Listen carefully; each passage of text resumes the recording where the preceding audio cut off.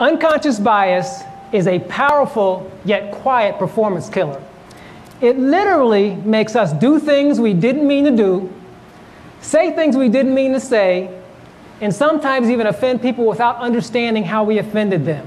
Now, just to make sure we're all on the same page, by definition, unconscious bias refers to our biases, of course, our stereotypes, our prejudices, our attitudes that affect both our thinking and our behavior, but in ways that we don't realize.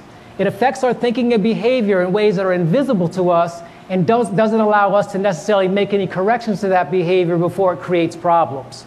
Now, there are many different types of unconscious bias, but I only want to focus on two, and I want to focus on these two because they have the potential to have a significantly negative impact on the recruitment and selection process. And I'm talking about any recruitment and selection process. It could be the recruitment and selection of speakers for events. It could be the recruitment and selection of employees for an organization. It could be the recruitment and selection of individuals that you'd like to be a part of your association.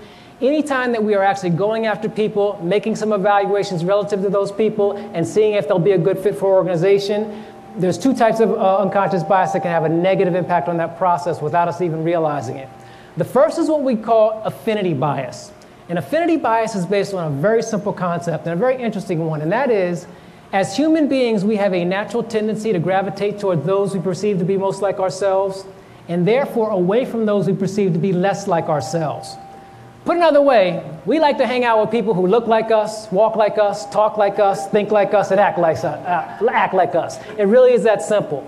And the reality is we do it for a very simple reason, and that is we want to find relative comfort. There's comfort in likeness, there's comfort in familiarity, and we seek comfort in our day-to-day interactions. I'm going to give you a very simple example. Think about what most people did when you came to this event. You probably rode around the block a few times figuring out how to park.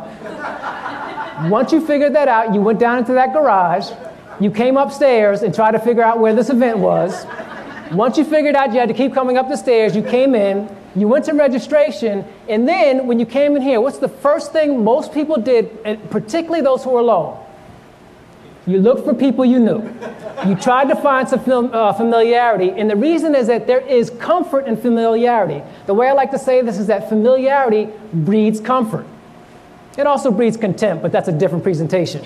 We're going to focus on the comfort piece, but it breeds comfort. And so that's one of the issues that is potentially a problem when it comes to affinity bias, because we seek comfort, we seek likeness, and I want to be real clear about this. Fundamentally, there's nothing wrong with that, but the potential problem is if we do that relative to the recruitment and selection process without realizing it, guess who we go after? Guess who we try to recruit, and guess who we ultimately bring into our organizations or bring in as speakers?